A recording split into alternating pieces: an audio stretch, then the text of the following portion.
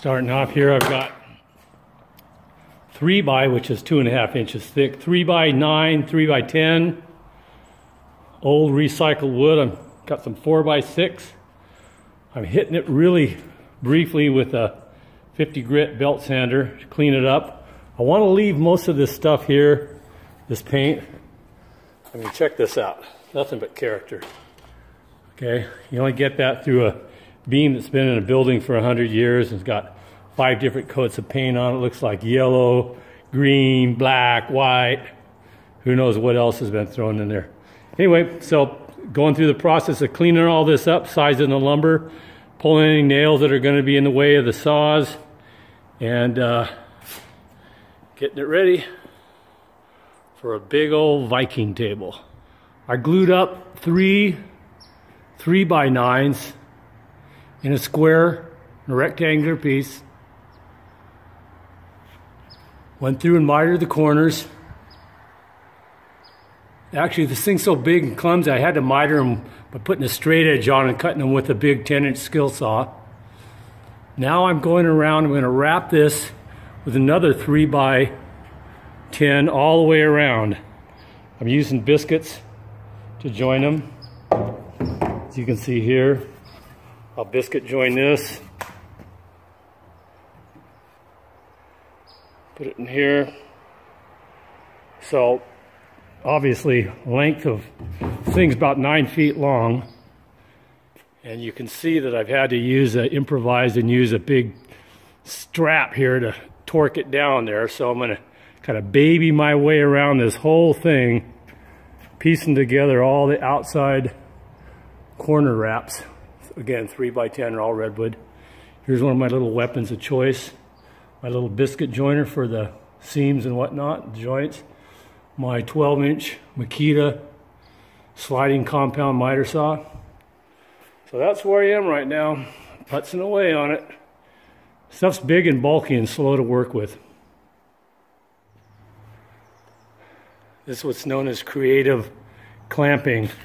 Trying to pull something in on a miter sometimes is a head scratcher, so you got to do what you have to do.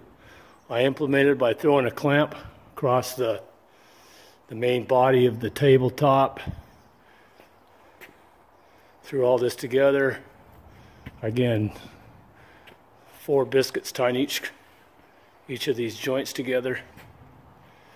Slowly coming along.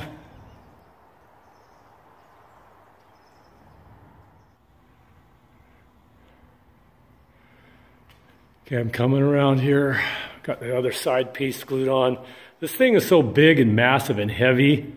If you had maybe another guy or even 2 and an arsenal of big clamps, you might be able to glue all this whole outside parameter up on once. But you know, there's a lot of fit in here, especially on these 22.5 degree miters coming around here. It's just pushing your luck trying to do too much that fast.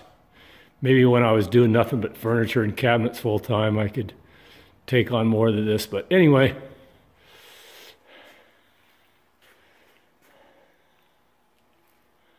that be it so far.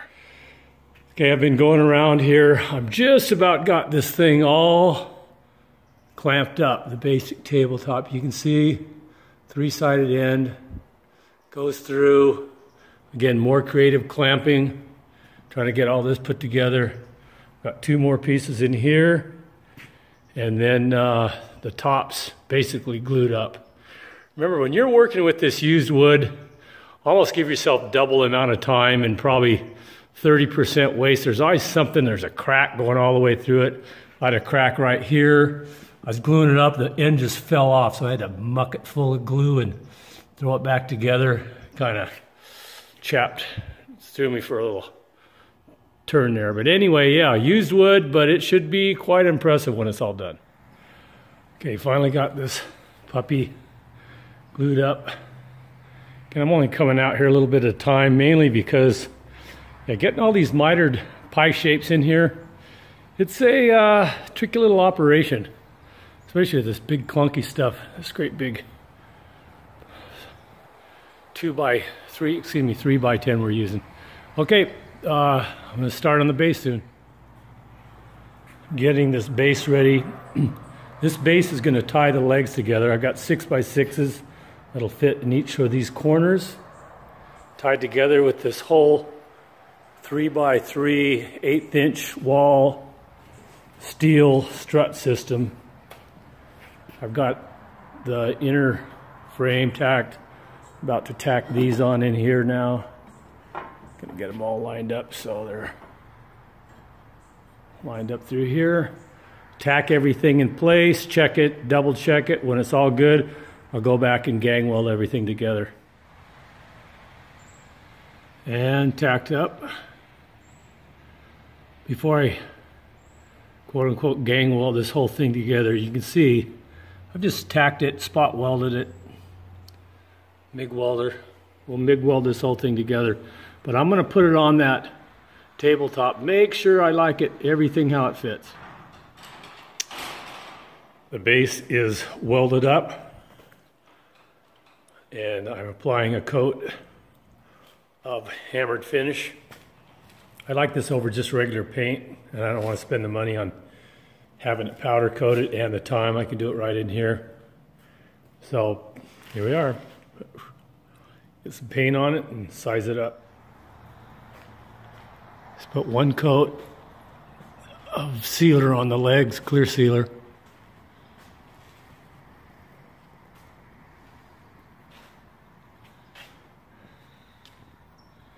Obviously, when you clean these pieces of wood up, it's always the question how much you should take off and how much should you leave on the hit and miss action.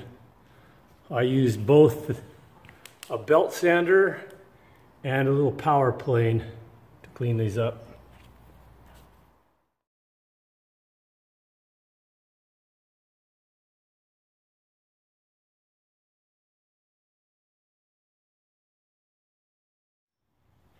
And here's the back side of the glued up top.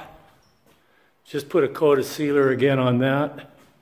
I like to use the clear water-based polyurethane. It's really durable, dries quick, non-toxic, no fumey stuff.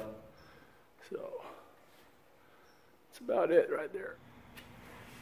Okay, I've got the thing assembled now. I had my doubts about this, mixing this Doug fir with the redwood top, but I think it's gonna work. I really like these legs. There's the base. It was fabricated up for all you welding buffs out there. Came out pretty good.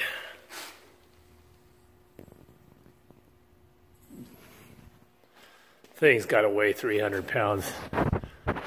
I'm not total wimp, but when I try to pick that one end of this stuff up, thing is burly. It's got to be a 300-pound table. I'll present it to the client the next day or so and see if they like it.